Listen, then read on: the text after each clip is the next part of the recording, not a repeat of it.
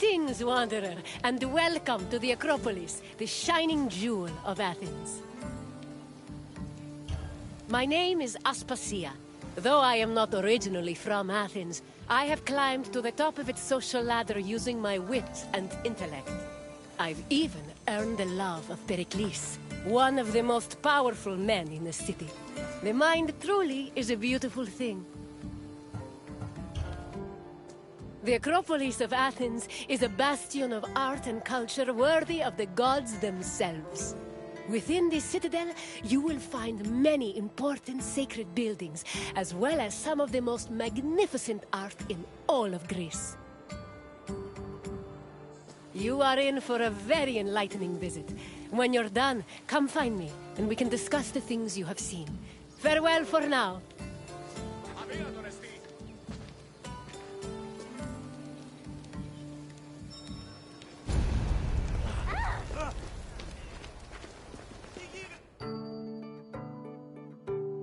The Acropolis has gone through many changes in its long history.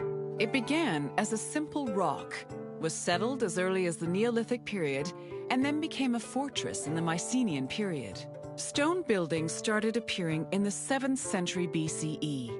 But the famous structures whose ruins remain visible today date mainly from a period of construction in the 5th century BCE. The location of the Acropolis is closely tied with Athens' foundation myth.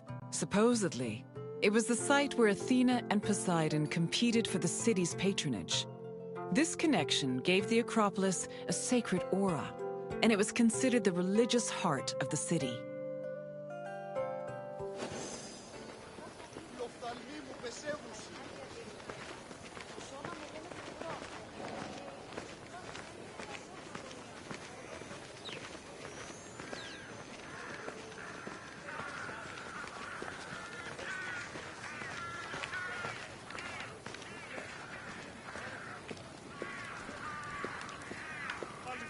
The Temple of Athena Nike was built on the remains of old fortifications from the Mycenaean era. Worship at the temple can be traced back to the 6th century BCE, but the building itself was destroyed during the Greco-Persian Wars a century later. It was rebuilt during the Peloponnesian War. Given that the name Athena Nike roughly means Athena of victory, it was likely constructed in the hopes that Athens would win the war. Unusually, the temple depicts historical scenes of battles against the Persians instead of the more mythologically inclined art of other Greek buildings. The temple's priestess was chosen randomly among the Athenians and received a salary of 50 drachmae annually, along with skins and trophies from sacrificed animals.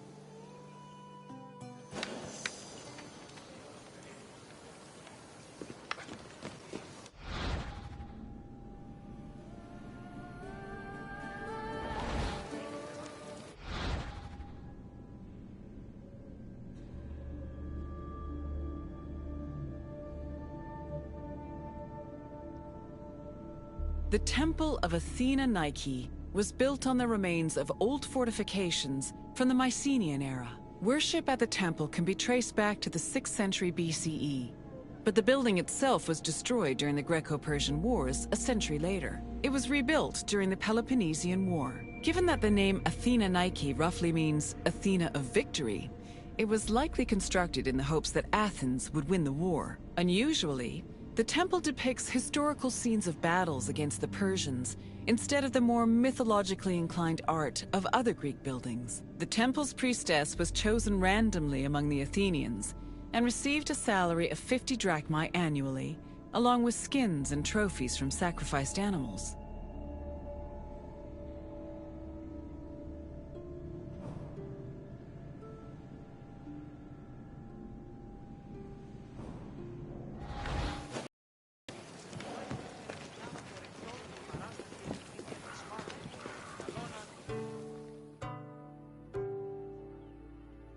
The Acropolis was built up over a long period, due in no small part to its partial destruction during the Greco-Persian Wars.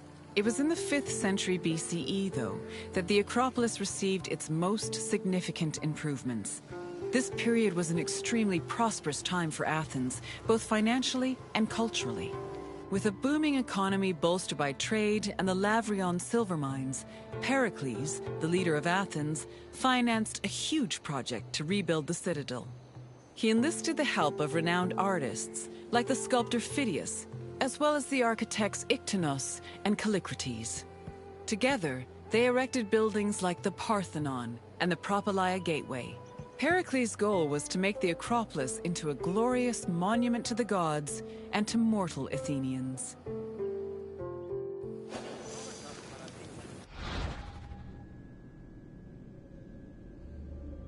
The Acropolis was built up over a long period, due in no small part to its partial destruction during the Greco-Persian Wars. It was in the 5th century BCE, though, that the Acropolis received its most significant improvements.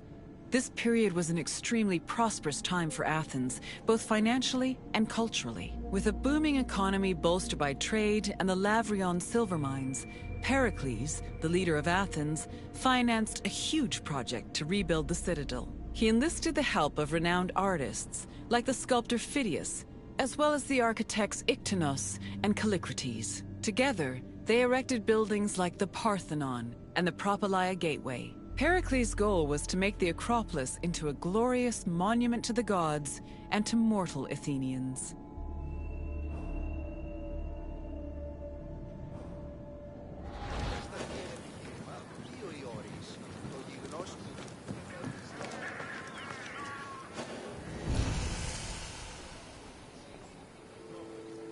Τι τούτο είναι?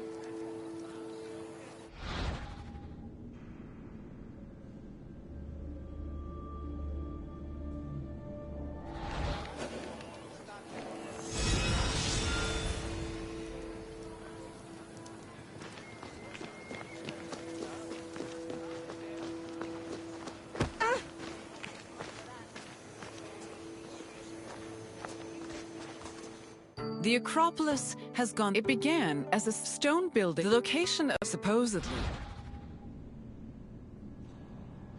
It was the site where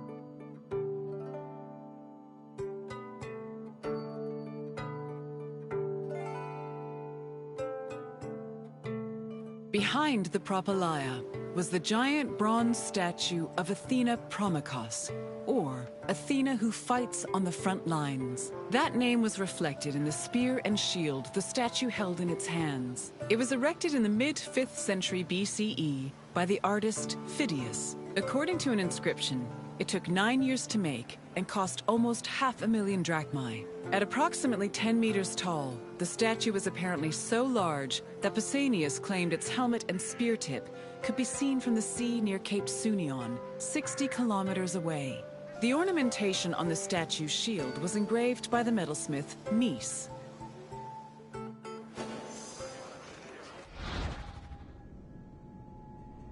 Behind the Propylaea was the giant bronze statue of Athena Promachos, or Athena who fights on the front lines. That name was reflected in the spear and shield the statue held in its hands. It was erected in the mid-5th century BCE by the artist Phidias.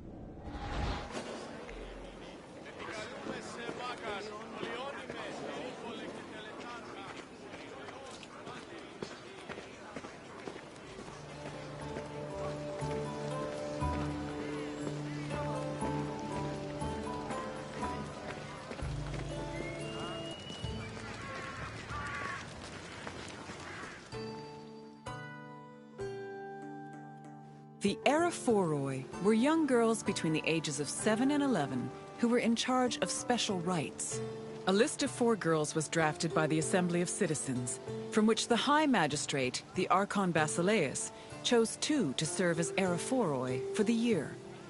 The girls lived in a house on the Acropolis. They were in charge of carrying sacred objects and weaving the peplos of Athena. The peplos was a sacred robe offered to Athena during Panathenea, a festival held in her honor.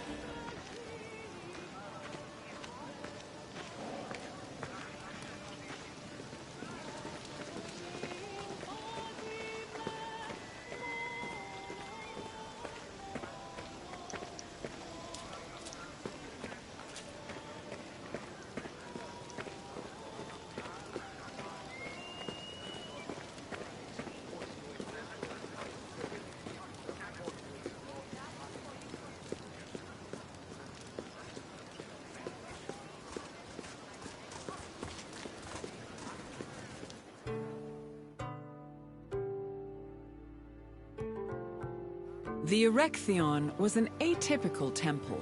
It was dedicated not only to Athena Polias, but also to Cecrops, the mythical founder of Athens, his son Erechtheos, and even Poseidon, the sea god who challenged Athena for possession of the city. The temple was divided into sections.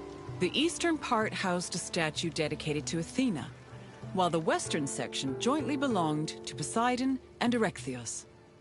Meanwhile, King Cecrops' grave was believed to be under the caryatid porch. Under the temple was a crypt that was said to contain the sacred snakes of Athena. The snakes may have had a sweet tooth because the priestesses of Athena allegedly fed them honey cakes.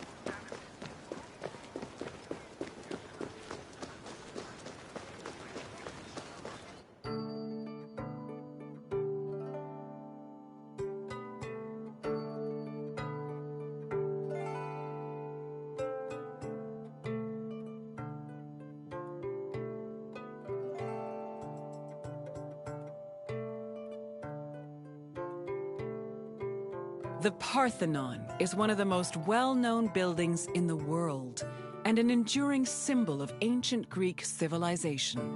While it is located on the Acropolis, the building is not a traditional temple.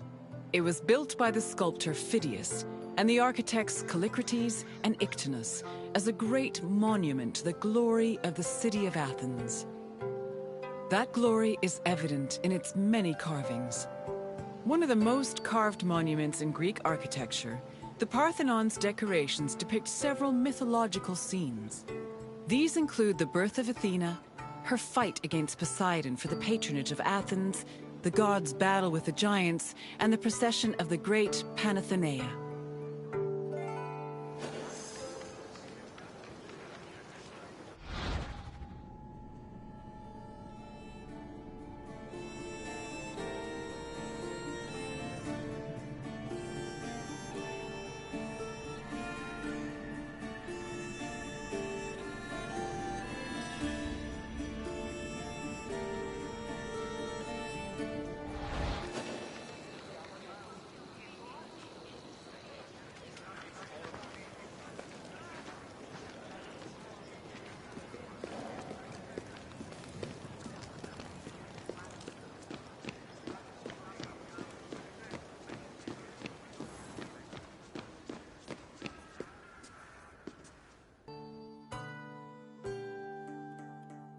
The Parthenon's inner chamber, or cella, contained a massive statue of Athena that was considered to be one of the sculptor Phidias's greatest masterpieces. The statue was chryselephantine, a combination of gold and ivory. To justify the steep cost of its construction, Pericles told Athenians that the statue was a gold reserve, which could be disassembled in times of economic distress. The cella also allegedly contained a pool, whose main purpose was to control the room's humidity, which helped preserve the statue's ivory.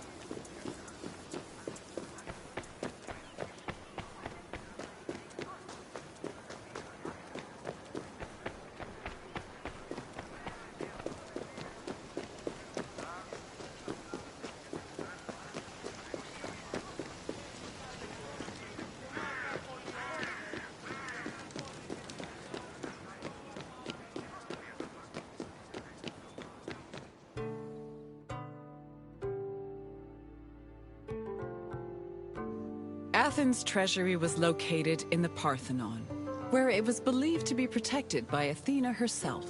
The treasury contained objects of great value, acquired from different conquests, as well as a mass of minted silver coins and various offerings to Athena.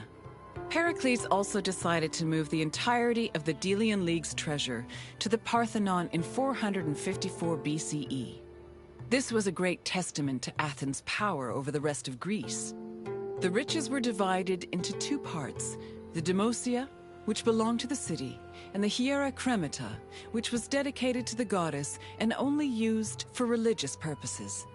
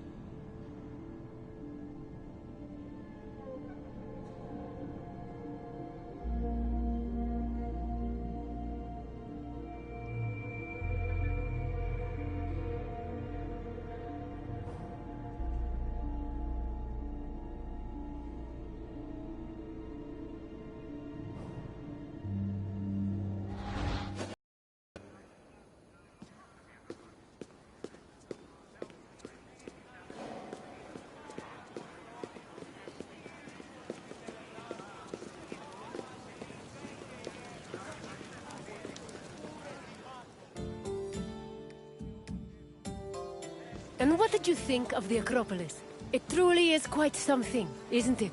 A sacred sanctuary and an architectural marvel, all in one. If you have any questions, don't hesitate to ask.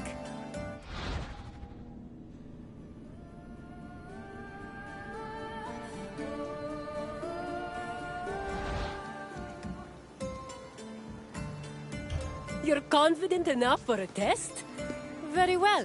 Let us see how much you know. Which two gods competed for Athens' patronage?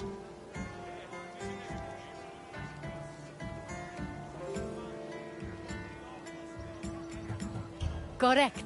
It was Poseidon and Athena who fought for Athens' patronage. As for who won, the answer is in the city's name. On to the next question. Who sculpted the statue of Athena in the Parthenon?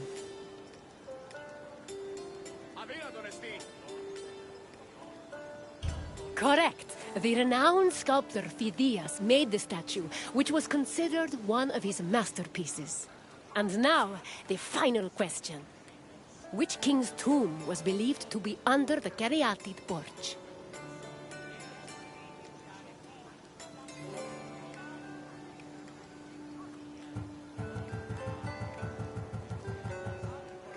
Perseus slew the Gorgon Medusa and founded Mykene, but he was not buried under the Caryatid porch. Keep trying. I'm afraid not. Menelaus was known for two things: marrying Helen of Troy and going to war when she left him for the beautiful Paris. Try another answer. That is correct. Cecrops was the mythological first king of Athens, and his tomb was said to be under the Erechtheion. It seems you know much about this place. Well done, Wanderer. Very well. On to the next tour.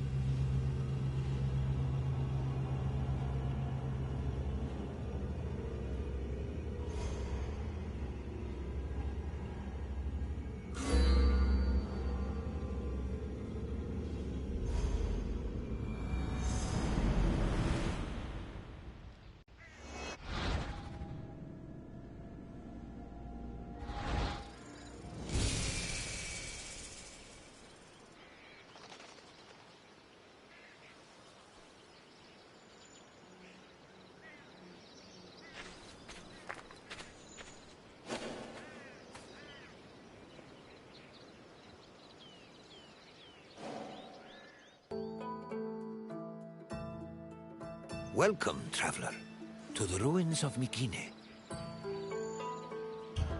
My name is Herodotus, and I am a traveler from Hyrcanassus.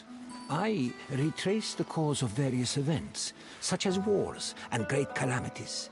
I describe what I see and record what I'm told, all with the aim of providing a better understanding of why these things occur.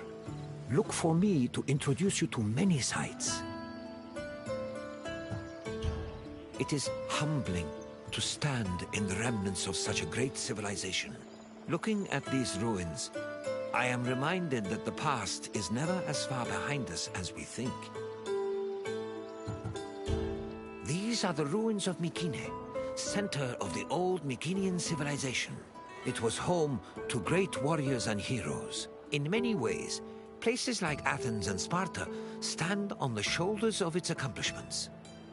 This tour will take you through its ruins and introduce you to its most important monuments, revealing its history in the process. I hope you enjoy yourself. I'll be waiting for you at the end of your visit.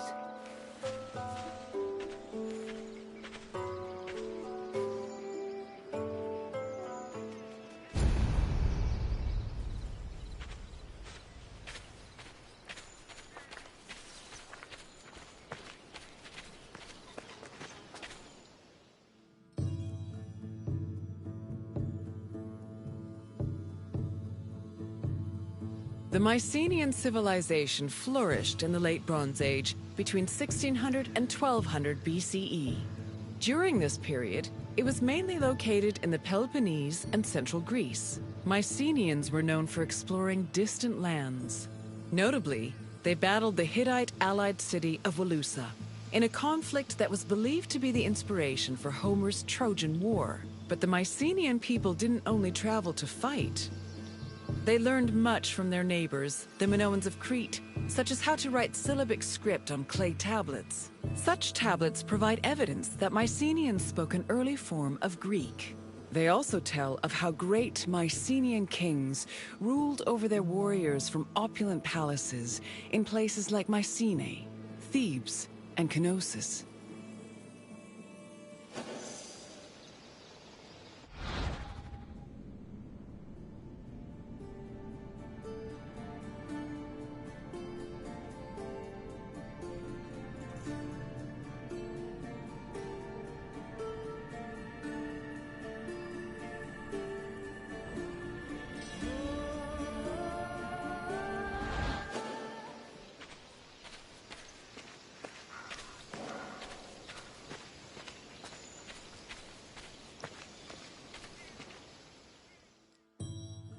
The entrance to Agamemnon's citadel, or the Lion Gate, is one of the most iconic monuments in Mycenae. It is impressive for both its height and for the intimidating rendering on its relief, which depicts two lions standing on either side of a column. Unfortunately, the lions' heads, which were presumably made of a precious metal or higher quality stone, have been lost to time. The gate was most likely meant to greet a triumphant king returning home from successful military campaigns and to awe foreign visitors.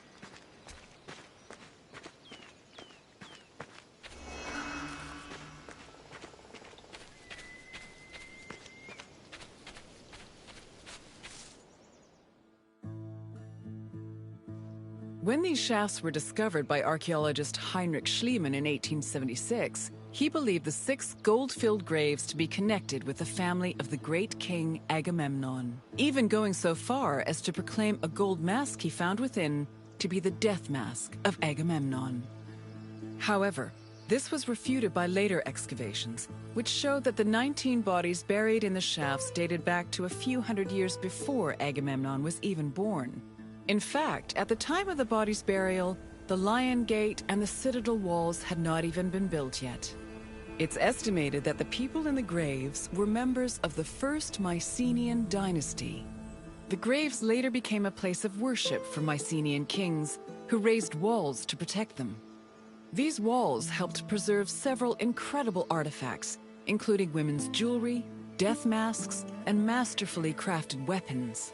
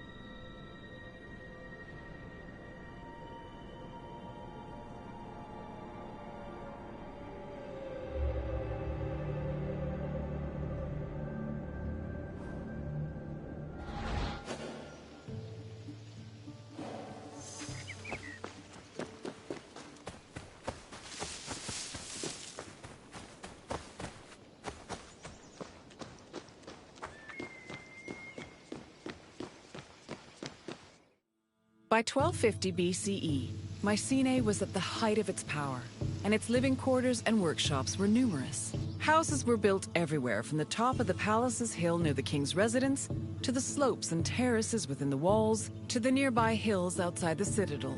At one point, the citadel's walls even had to be enlarged to make room for more quarters. The people who lived inside the citadel were those with high status in either the military, religious, or administrative sectors of the kingdom. This is reflected by the ceramic and metal vessels inside the houses, as well as their painted plastered walls.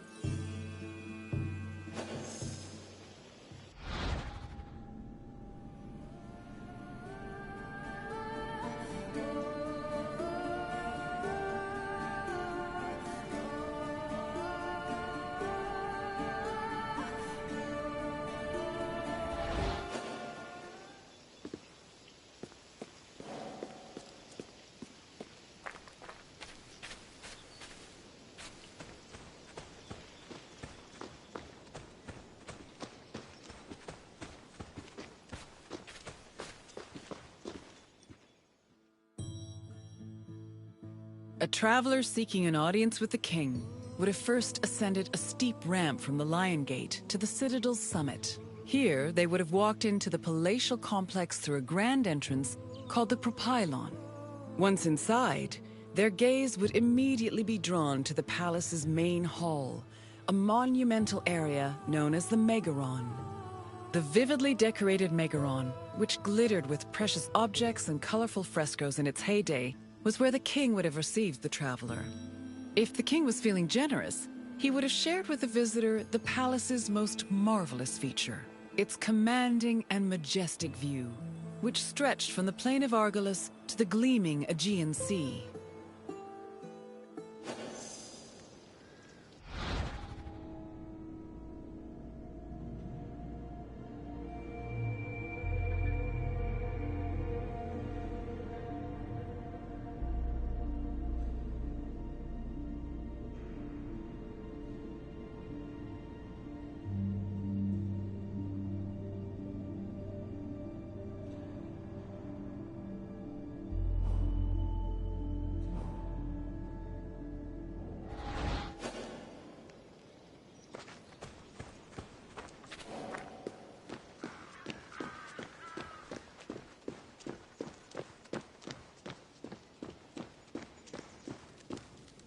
It was in this palace where a legendary Mycenaean king like Agamemnon would have held court. According to Homer and other poets, Agamemnon led the Greeks in the sack of Troy.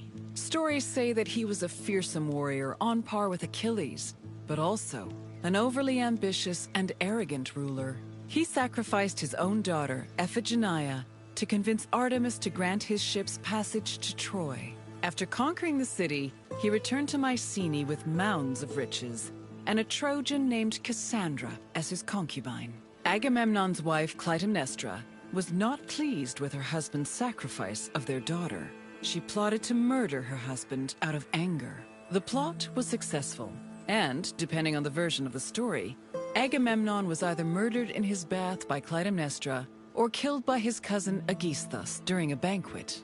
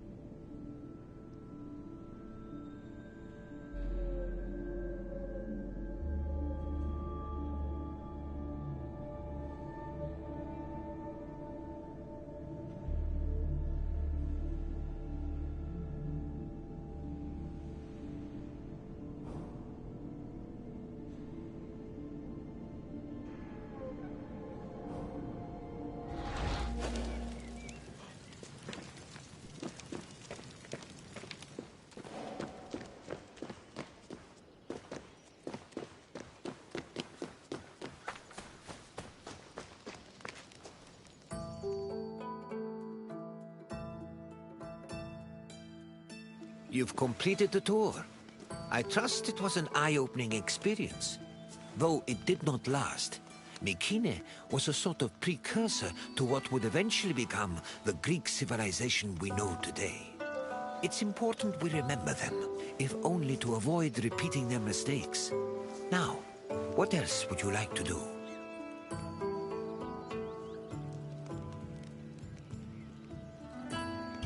Then let's begin. First, I have quite a simple question. Which ancient city may have been the inspiration for Homer's depiction of Troy? No, the Meginians who were at war with Troy in the first place. Thebes played an important role in the tragedy of Oedipus, but it was not the basis for Troy. Keep trying. Knossos was the supposed site of the legendary Minotaur, but it did not inspire Troy. Although I am certain the Trojans wished they had a Minotaur on their side during the war. Either way, try again. Yes, the Mycenaeans' conflict with the city of Wilusa allegedly inspired Homer's Trojan War. Now for the second question. Agamemnon sacrificed his daughter Iphigenia to convince which god to allow him to proceed to Troy?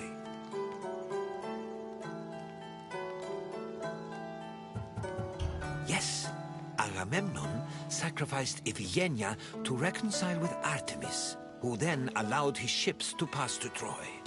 Now, one last question. What was the name of Agamemnon's Trojan concubine?